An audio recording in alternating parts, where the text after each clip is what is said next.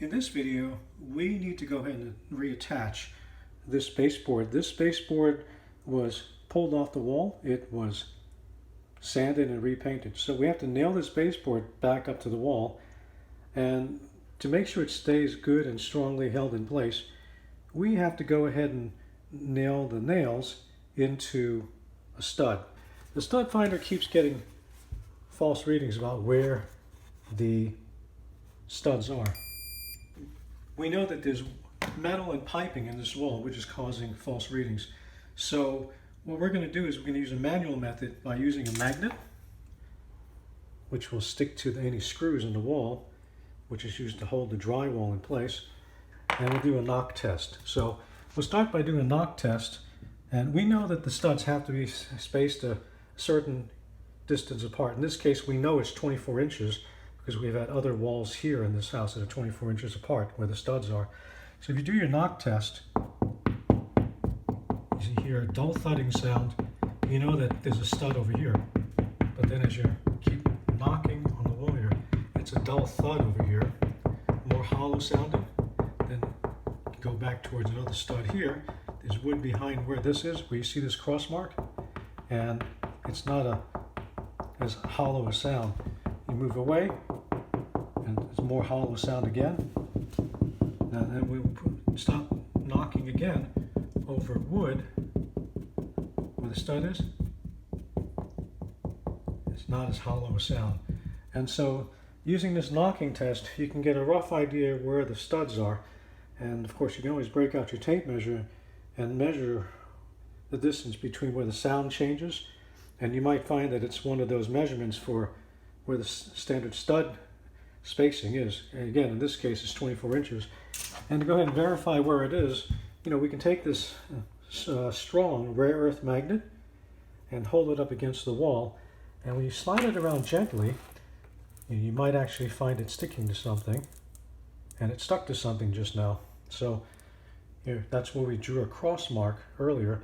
So we go ahead and turn it. Notice it's pivoting here as a center. So, and we know the center mark, that's where we marked it with a cross line. So we know that this is the middle of the stud here. And going 24 inches across, we have another mark we drew previously. If we go ahead and slide a magnet around,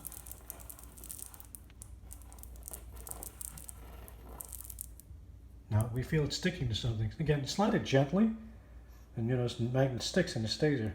So we can twirl this thing around. Again, it's acting like it's centered around here. You check where that center is, going straight down.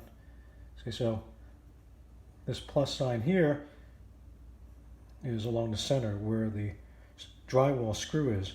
So this is a screw over here, which is why the magnet's sticking to it. So if we measured this plus mark and this plus mark, the distance between them, I find that it is, in fact,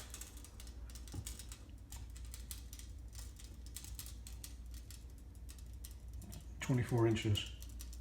So, and that bears out because when we check the next 24 inches from where this mark is, going across,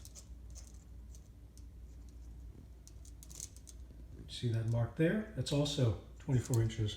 And so this is basically how you can tell where the stud is in the wall. So that way, when you go ahead and reattach the baseboard, like so, once you go ahead and reattach the baseboard, you'll be driving some screws through the wood here, and then basically where the stud is, where that cross mark is, just measure a straight line down and right here. So it would have to be driven through the wood here, maybe 2 nails over here, and that would go ahead and put this baseboard nailed securely into a stud, so that way it won't loosen up. So, and same thing for this side here, where this 24 inches was measured. So from here to there, every time there's a mark, it's 24 inches.